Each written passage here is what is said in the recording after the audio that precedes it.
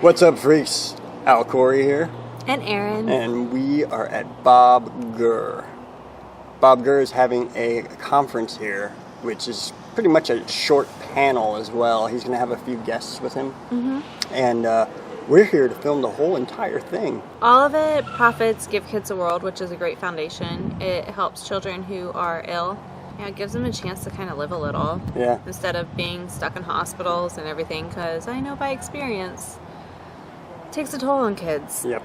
I'm really psyched to be here, man. This is going to be cool. I'm very, very excited, and I stand behind Give Kids the World 100%, and I'm so happy they're doing this. If you guys don't know who Bob Gurr is pretty much the last living original Imagineer who worked right alongside Walt Disney himself, the man.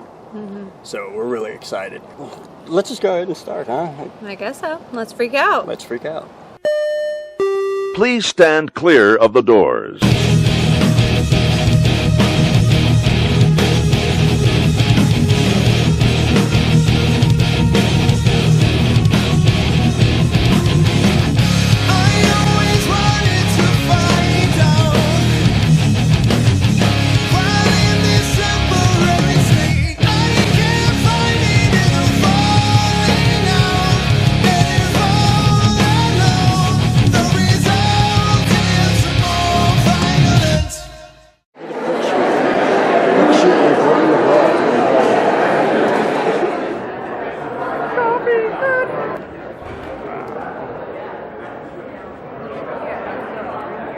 They've got a full spin. Cheesecake. Chocolate lava cake. Send me a link on Yes. Thank you, Mr. Bob Gurr. So tell us a little bit about Give Kids the World and what the company's all about. How it started. Sure thing. So our organization began way back in 1986, and that's thanks to a man named Henry Landworth. He was a survivor of the Holocaust and always felt really passionate about helping other children due to what he lost in his own childhood. And he always had that childlike wonder. And through many different challenges and career changes, Henry found himself working at a Holiday Inn that was welcoming children from the Make-A-Wish Foundation that were having their wishes fulfilled to visit Walt Disney World, to meet Mickey Mouse, to meet their favorite princess. And Henry started to notice that there were a lot of these requests coming in, and it's a lot to fulfill. And one day there was a certain wish from a little girl named Amy, and she was 6 years old. And Amy's wish wasn't fulfilled in time for her to enjoy it, and she unfortunately passed away. And when Henry heard that, he said, "We can't let that happen ever again, and I need to start a place that's just for these wish children." And now, 32 years later, our little village has grown to 84 acres, and we fulfill over 8,000 wishes every single year to visit Walt Disney World, Universal, all of the magic that Central Florida holds. I love the foundation. I've worked with you guys before, and maybe one day we can come out and get a tour and get that on film. I think that'd be something really, really cool to do. We would love to welcome you guys for that. That'd be awesome. We always have new little things and big things springing up around there, so we're always happy to have new friends come out and visit us. Yeah, absolutely. We're here for a couple of reasons. We're here because we're going to be telling the story of Walt, and we're also here because we've got a great organization that really promotes the same message that Walt Disney promoted when he sat on that park bench at Griffith Park, and he realized that he wanted a place where parents and kids could both have fun together. And the organization Give Kids the World does just that, but they do it with families that may not have that opportunity because they have a very sick child that they're dealing with, and they certainly don't have the funds to come to Walt Disney World and experience Walt's magic. Okay, before he gets started, I'm going to interrupt this show. Okay. Now, you all know about the famed windows on Main Street? Blah. Have you ever seen a window on Main Street as a walk around? Tony had a couple of these shirts made. He gave this to me yesterday, and I am just blown away by this shirt. Artist, lady, friend. Oh, look how many windows on Main Street are there? No, just one. Okay. Okay, you can proceed, sir. Thank you, Bob. All right. Wow. Everybody, welcome Bob Gurr.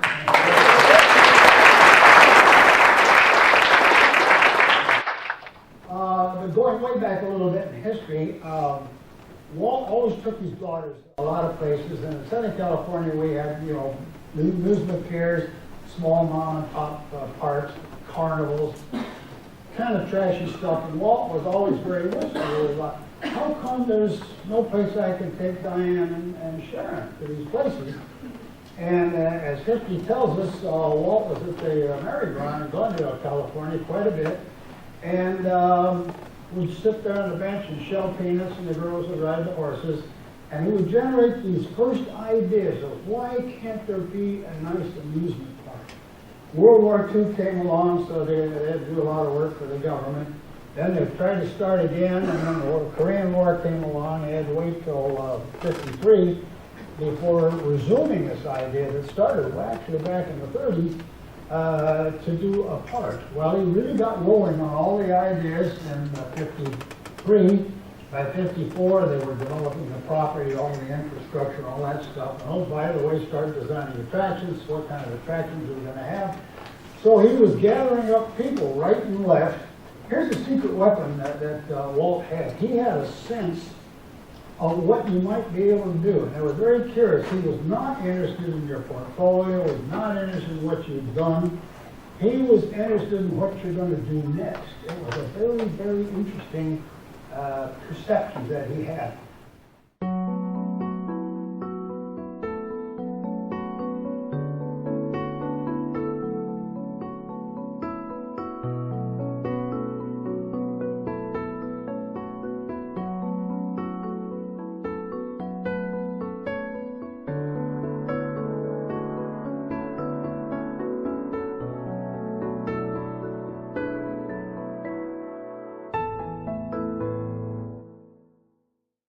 Everybody else was doing the same thing. They were all working on all four of those projects together at the same time. That would be unheard of, but to Walt, that was normal stuff.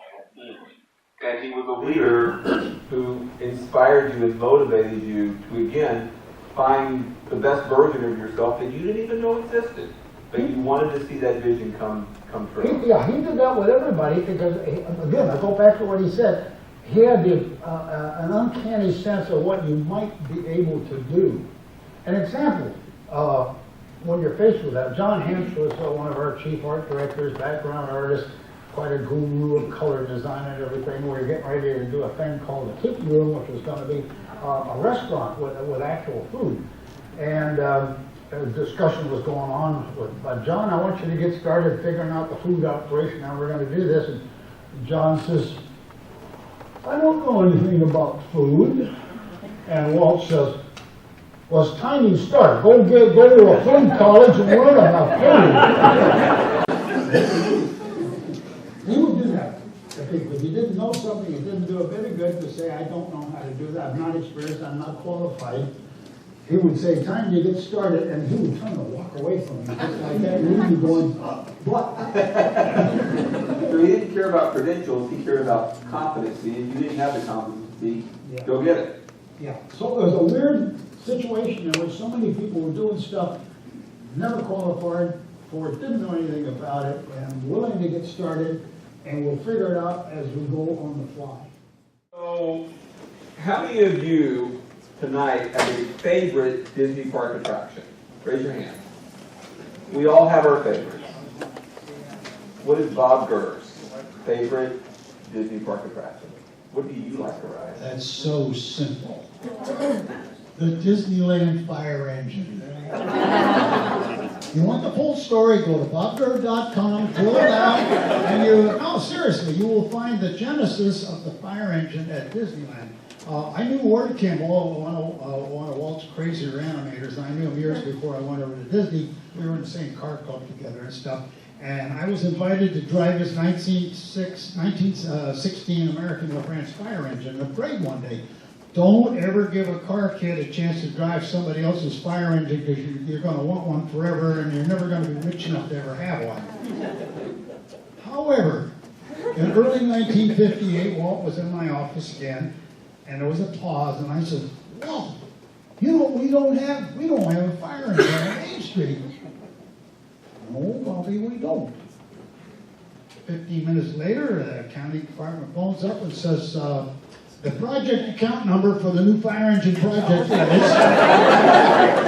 gonna have a fire engine! So we built it. It was same chassis as the other little cars, but just modified into a fire engine.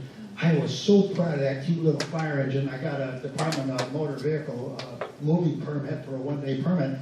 We built it in the studio in Burbank, and I drive it almost all the way down to Disneyland on the Santa Ana Freeway. And luckily, that day the traffic was just a jam. It was so slow.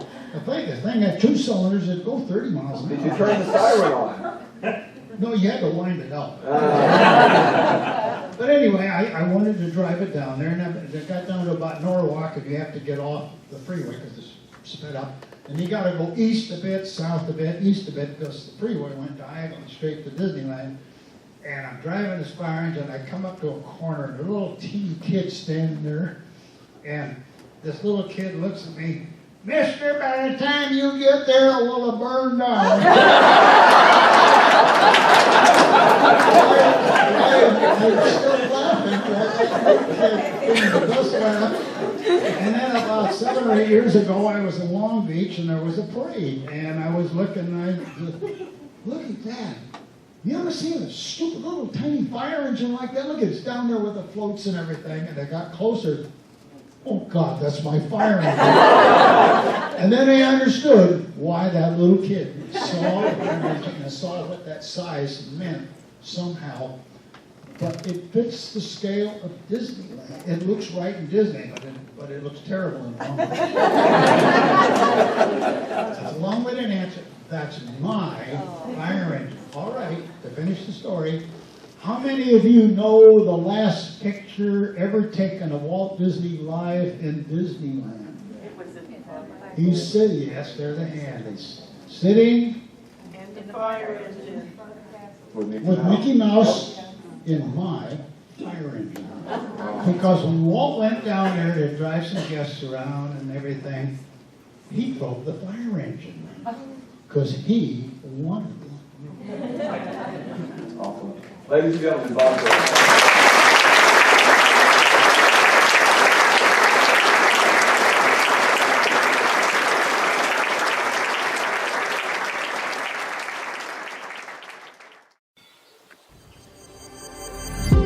Meeting Bob Gurr was an incredible experience. He told many stories of how he helped build EPCOT, worked alongside Walt Disney himself, and created the Omni-Mover, a device which improved the experience on most rides like Haunted Mansion and Spaceship Earth. The time spent with this legendary and remarkable engineer will resonate within our minds and hearts forever, and we were very much honored to spend an evening with Bob Gurr. So that's it for Bob Gurr. That was a great seminar. It was really funny and really informative. Yes, Bob Gurr is a character, but that's why Walt loved him so much, I think. If you enjoyed this video, then please hit subscribe and hit like on this video as well so we know that you liked it and we can make some more. And don't forget about that little bell button at the bottom so you know when we upload. Notify. Also, you can catch us up on Instagram, on Facebook, and on Twitter, on Snapchat, everything. If you need social media, we got it. This has been a very enjoyable time, and I think we're going to do some more of these. That was our free go. Until next time, we'll see you real soon.